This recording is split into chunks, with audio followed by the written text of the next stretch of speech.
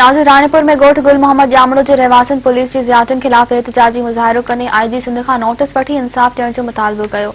पेश आहे गुलाम शबीर जोणे जो जी रिपोर्ट। नाज़रीन अवी ॾिसी रहा हो तो असी मौजूद आहियूं रानीपुर भरसा गोठ गुल मोहम्मद जामड़ो में रात जेको आहे सो जामड़ा बिरादरी के घरन ते रानीपुर पुलिस ए कुंभ पुलिस बिना लाजवाब उन्हनि जे घरन ते हमलो करे फायरिंग कई वही है। उन खिलाफ़ अॼु हितों जे ॻोठाणा सरापा एहतजाज बणियल आहिनि। अचो त हितों जे ॻोठाणनि सां ॻाल्हि ॿोल कयूं था तो उन्हनि जो इन बाबत छा चवणु आहे। वधीक सखरो ड्याजी भी जेके भी अमलदार कोर्टू आहिनि असां गरीबन के इंसाफ़ खपे। असांजे रात बुटूं बधी ऐं असांजे उतां काथे वेठनि ते हमलो कयो अथनि जंहिंमें असां मंज़ूर नारे जो सुञातो जंहिंमें असांजो हुन हंधु छॾियो अथनि। हिकिड़ा हंध साड़िया विया आहिनि, खटूं साड़ियूं वयूं आहिनि, ॿिया ट्रपड़ खया विया आहिनि, अनो कलरो ये असांजा सामान एतिरो खणी आहिनि जंहिंजो अंदाज़ ई कोन्हे को।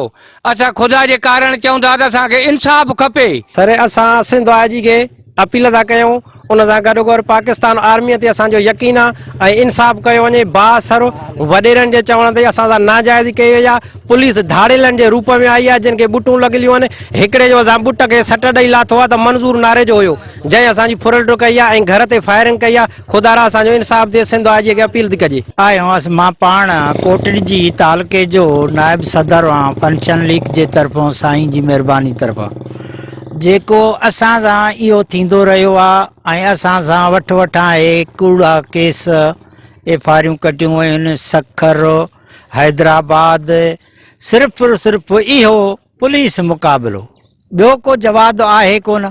बाअसर माण्हूअ जे चवण ते ऐं पुलिस ये कंदी थी रहे। रात 8 वगे धारा पुलिस के मोबाइल में बुटन से हमरा होया जिन गिटन के बुटू हुयूं जिन में असा विड़िया भी आहिनि ऐं असां ते हेरासमेंट कई अथनि, फायरिंग कई अथनि ऐं असां सां तफ़ातुफ़ी थी आहे। उन खां पोइ मंज़ूर नारे जी बुट सां लाथी आहे त केरु आयो ॿुधायो असां सां दुश्मनी आहे तव्हांजो केरु आयो।